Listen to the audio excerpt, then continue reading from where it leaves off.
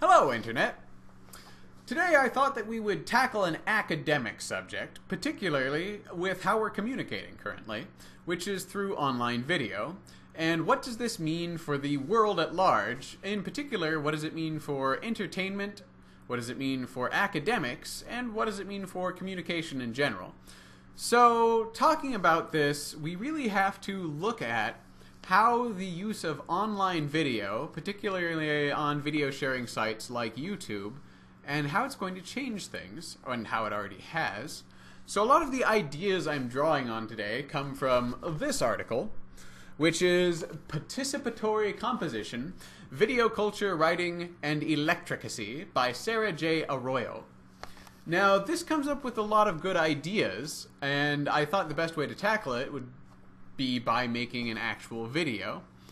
So let me tell you kind of the history. This starts off by talking about a guy named Gregory Ulmer, and back in the 80s, back before all of this easy video stuff, this guy developed a theory called Vidiocy, and he predicted that we were going to have this kind of video literacy. Mind you, this was back in the day of VHS. For those of you who don't know what that is, videotapes, these black boxes that you stick into machines to make video, reads a magnetic tape. And he was saying that we're going to come up with new conventions based off of this, and we're going to learn how to communicate with it. Mind you, back in that day, it took a lot more to make a video than it does nowadays, and it was much more time-consuming and more difficult, especially when it came to editing.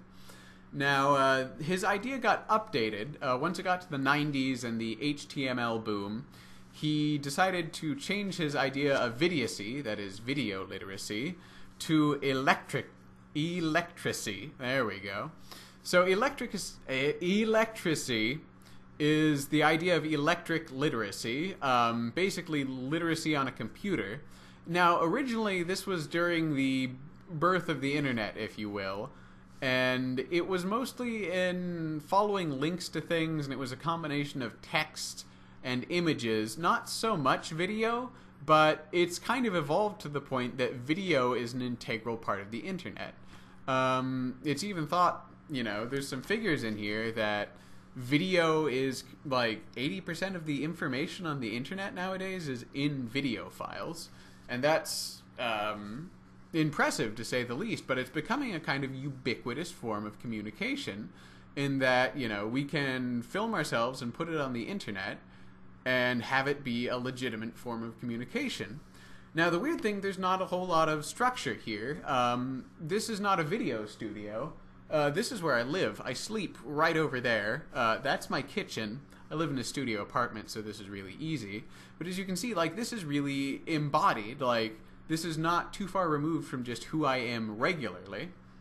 And this is where it gets weird, because in this video, it's breaking down the definition of my private life and my public life, especially when you get into academics. So previously, for an academic assignment that I might turn in college, I kind of have to create a persona of myself, and it has to be in this very specific form. So it would be typed on a computer, always on white paper, same size white paper, generally always the same font, always the same sizes, always following the same, you know, paragraph structure. And a lot of times it wouldn't sound like I do when I'm simply talking about things. It was very constructed, and we didn't consider it artificial all the time. It was just considered the best way to do it, the most, you know, persuasive way, or the most efficient way to put data out there was in this sheet. And a lot of classes didn't touch on this. It was just considered the best way to do it, or the only way to do it. We've been doing it for so long. But the weird thing is, with all of the technology nowadays, a lot of the assignments we're doing involve things like this. Which are not just, you know, this black and white universal language. And I put that in quotes because there really is no universal language in this sense. So it's breaking down the barriers between the academic and the public and entertainment, and it's all kind of becoming this one strangely ubiquitous thing. And to this I say, thank God! You know, it's been too long, actually. And so this is a great thing, in my opinion, because it's really bringing back into focus that we are using these everyday means to communicate all the time. I mean, video editing, which I'm still terrible at, is becoming a skill that many people can just do. And I mean, it's not going to be long before you're not going to have many people who remember growing up without computers. I mean, I think mine is the last generation where, like, I can remember a time without computers in my house. That's not going to be anymore. So we're going to have to kind of adapt and predict what life is going to be like. And I don't think it's going to be as wildly different as people think it is, but I do think that we're going to have to start focusing on how things are going to change. So first of all, this is going to be a more participatory thing. So the reason this essay is called Participatory Composition is because it's becoming more interactive. To be a part of this, I mean, you're watching my video, that's something. You also have a bunch of different ways to interact with it. So down below, there's a space for comments. Anyone can leave a comment, or you can comment on someone else's comment. And this is a weird YouTube thing. Before they changed the comment system, which doesn't work as well as it used to, a lot of times you would just see a comment that says, you know, click on this comment to follow an adventure. And it would just be two people arguing, and it would go on for pages. If you typed this out, it would be quite long, and it would just be two people with radically different opinions. I mean, sometimes it was a flame war, sometimes it was more philosophical, but you could just get these two things, and they weren't the video. Sometimes they weren't even reactions to the video. It was just someone reacting to a comment. So you have this meta level of narrative, of argument happening, and this is commonplace on the internet. Everything's kind of linked to other things, and it's not quite so separated. So this is another thing with academic papers. I'm very used to having a very specific audience, which is usually the professor or group of professors, or, you know, kind of nebulous academic audience. When I put something up on the internet, however, that's not the case. Now, admittedly, I do have an audience in mind, and I can look at my demographics and put out something that is made for them, but it does get a lot more exposure when you put up something on an internet site like this. And again, it's interactive. You get to participate in many different ways. You can make a video response to this. You can leave comments. You could write your own blog about it. I mean, there's just hundreds of different ways. Or you could make an auto-tuned remix of it, and that would all be participating in the discourse in a different way, in different mediums, different genres, and I think this is a great thing. So one of the great ideas and great things about moving to a video culture is the focus on appearance. So I am embodied here. I haven't really put on makeup or something, but it would be very easy for me to be aware of how the way I look and how the way I'm recording this affects what I do. For instance, if I did the whole thing in a top hat, it would be a very different review, a very different discussion of an academic topic. And, you know, I could dress up to the nines. I could do this like I was going to a conference. I could dress up in a button-up shirt. But it's all a rhetorical strategy. And it becomes more and more obvious, which I think is really important to modern discourse, that we start thinking about the way things look and the way that they're delivered. Just because you have a message and you've done the research on something doesn't mean that other people are going to understand you. Really matters is the method of delivery, which is just as important as the actual information itself. And I think this is going to help that. So this also might help bring back literacy into the education, not literacy, excuse me, rhetoric. So we don't teach the idea of rhetoric much anymore, but rhetoric is kind of, I'm going to say effective language is the best way to do it. So what am I trying to do with my language? How am I doing it? Is it effective? So looking at things like audience, speaker, you know, there's Greek words that we use, logos, which is the logical bits of the argument, ethos, and pathos. And really, I think that these ideas should be brought back in looking at how the message is delivered. because especially with technology being the way it is, it's a very important part of our culture. And this is even in writing, but in writing it's really easy to miss because it's very black and white and it's all there. We can say, well, their idea is exactly this. It says so on page 7. But we have to look at the context in it. Are they writing, in response to something? How is their writing style? And so writing has all of these elements, but they're more difficult to see. And I think that bringing video to the forefront, especially in academia, is going to change this and get people to focus more on delivery, which is a great idea. Now, another focus that I personally really appreciate when it comes to the video medium is entertainment. Things that are made in the video medium generally are made to be slightly more entertaining, and they don't always have to be compact, as you can see by the fact that I'm on a 10-minute long plus ramble at this point, but they are made to make people engaged with. In writing, we kind of have the idea that you can codify information and archive it, and it will be there and completely accessible and fine forever.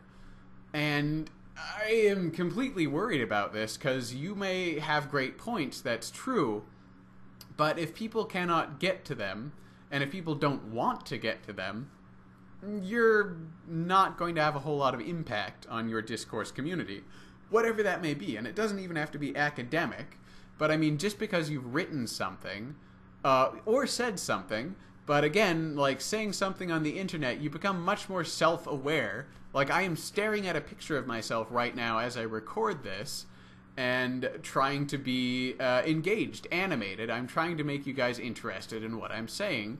And this is a strategy I'm using. This is a rhetorical device that I'm using to get my information across. And it's absolutely integral to this idea of electricity. So there's also another personal favorite thing in that nothing is sacred on the internet. I could put up this video, someone could quote parts of it. I mean, someone could rip it apart, someone could make a remix of it.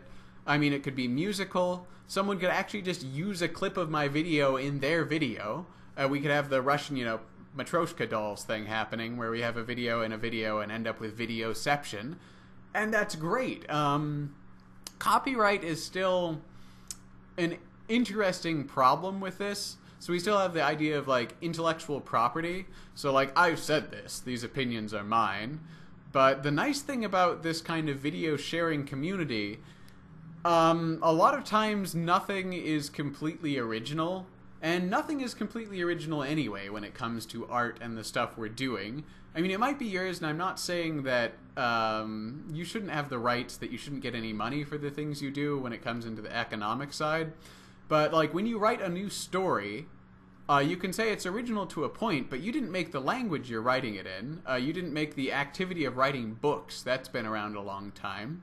So it's not completely original, and you're probably writing in a genre that's been done. You're probably writing in a style that other people have done. So it's your own take on it, but it has many other influences, and that can be seen. So I'm thinking like memes on the internet, particularly.